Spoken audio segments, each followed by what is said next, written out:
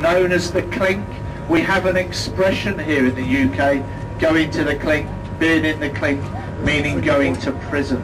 And this expression dates back to that debtor's prison in Southwark. And there we go, a pirate ship. The Golden Hind on the right-hand side. Sir Francis Drake's boat. Now this is not just a model, it is actually a working, sea-going vessel. They've sailed around the world twice in that pirate ship. Followed the route Drake took on his voyage. Generally have a lovely time. I wish you would do that. Now the next bridge, folks, you get 3 guesses which bridge this is. It's the one that keeps falling down. Down by floods, burns down. The last bridge sank into the mud, so we just sold that one to the Americans. They bought it for £1 million. Not to leave them out, when this one falls down, we're going to give this one to the Australians as some sort of compensation for losing the Ashes again. They're doing all right in the one-day series, though, aren't they? It's the big one that matters. Folks, to the left, a blue glass building, probably one of London's most important buildings. This is the headquarters, the training ground for the London Window Cleaning Company. It was designed by an Italian man, Luigi de Squigi. Sorry about that, I just had to squeeze that one in. It's the end of the day. It's the low point of your day so far, isn't it? The big building to the right, the Shard of Glass. This is the tallest building in Western Europe today. Now it doesn't look finished, does it? But this is the idea. It's supposed to look like a broken piece of glass. Designed by an Italian man, also with a comedy name, Renzo Piano. He didn't ask for any money for his design work. All he wanted was the top penthouse suite as a reward for his drawings. £14 million, so he's done all right. HMS Belfast to the right, a town-class cruiser. She was launched in 1939, built the same place the Titanic was. Now there are 9 decks to visit. You can see people climbing all over the boat. You can go up to the radar, go down into the engine rooms, the bilges, right at the bottom. Now it is part of the Imperial War Museum, and if you're under 16 you get to go on the boat for free. Also, in fact, if you are shortly, turn the boat sideways so that everybody will get a nice view of the bridge. But I mean, if you want to come to the front, that's fine, but we're going to turn the boat so you might get a better view where you are. Tower Road Bridge is ahead of us, and we will turn the boat shortly for you, but we're just going to mention this glass egg building on the right here. Now this is where Boris Johnson, the Mayor of London, has his office. It was designed by Norman Foster, same man responsible for the Wibbly Wobbly Bridge. And they spent £52 million of London's taxes building the structure. Now it's not Boris's fault, we can't blame him for everything. It was actually Ken Livingstone who was responsible for this one. The worst thing about the spending was they thought about it for a month, and they came up with the name City Hall. Value for money, that one, wasn't it? There we go. The other £50 million used to make it look like the largest motorcyclist helmet in the world, which will explain Boris's hair, I guess. Very quickly, we'll just mention the Tower of London over here on the left.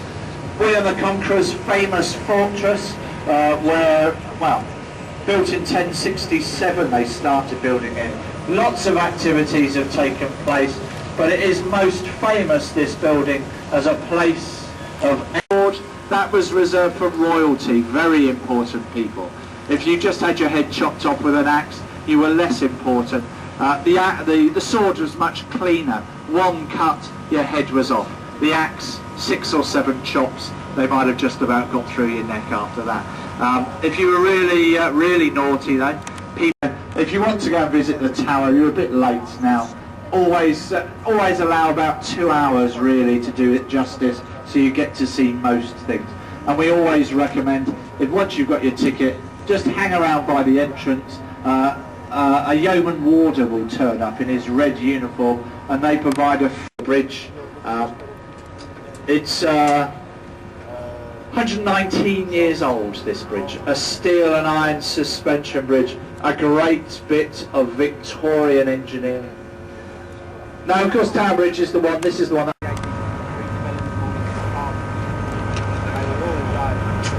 Well, it's nice to see at least a few people are listening to safety announcements. That's very encouraging. Now, my name's Simon, I'm the mate today. On the way down from Westminster, I've been stood here just talking to you, pointing out some places of interest. And I can continue doing this on the way down to Greenwich if anybody is interested. Alternatively, I can go and sit down and enjoy my nice cold water in the comfort of the air-conditioned wheel box. So anybody in favour of me sitting down having a nice cold water in the wheel box? Thank you, sir. Thank you, madam. Sir, well done, that's great. Anybody in favour for me standing here talking a bit more? 1, 2, 3, 4. Keep your hands up, don't put them down, just get them. Yeah, that was very close, actually. You'd be surprised how close that was. Everybody downstairs had their hand up. So. Anyway, alright then, well, what I'll do, I'll point out a few places for you. This section, the places of interest are slightly fewer and further apart. We're basically going to be seeing lots of... When it first opened, Robert De Niro moved in, and also Cher had a flat here for many years. Hers was the top right penthouse suite. Now, because we pointed out where she lived, she got a bit annoyed. People used to hang around waiting for autographs, and eventually she started writing letters of complaint to our company, asking us to stop doing this. Well, we didn't, and eventually she moved. She doesn't live over here anymore. She's got a new flat. It's up at Chelsea Harbour. It's rubbish, these containers, and they're on their way downstream to Essex and Kent, where there's large incinerators, and they're just going to burn all the rubbish. They add additives to... There's a pub over here on the right, ladies and gents, called the Mayflower. This area known as Rotherhithe. Now, if you look on top of this pub, there is a replica of that very famous ship. In 1620, the Mayflower left London, left Rotherhithe, bound for Southampton first. Then she went to Plymouth, and then from Plymouth set sail for the east coast of America, where the new America. Born in Portsmouth, but he spent nearly 20 years of his life in southeast London, Bermondsey, and also here on the left in Limehouse. This row of narrow brown houses on the left. The last brown house with the 3 wooden balconies before it turns white, and the word "The Grapes" in gold letters on it. This is a pub, and the actor from Lord of the Rings, that famous actor Sir Ian McKellen, who actually lives 3 doors down in the house where there's pink benches on the outside.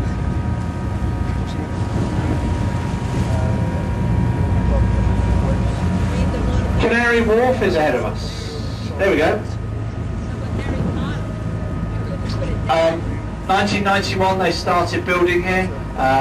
It's the old West India docks that they've redeveloped.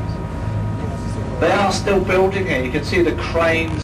These 3 tallest towers, the HSBC Tower, the Citibank Tower, they're exactly the same dimensions, and the tall one with the pyramid on top, known as Canada Square. Those 3 towers combined, they're supposed to look like one of our 3-pin electrical plugs sticking up in the air, the metal prongs pointing.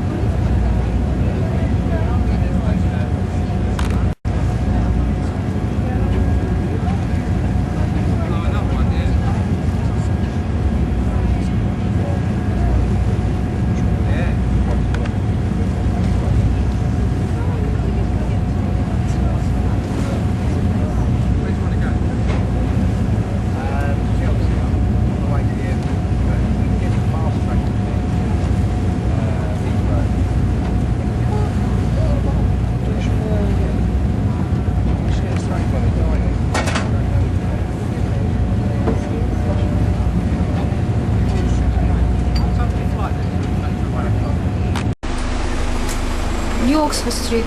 Это там, где мы учились. Вот там, где вход в Оксфорд Харт колледж.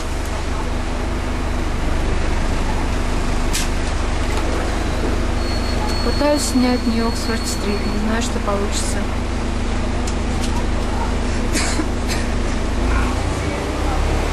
Traffic jam very big.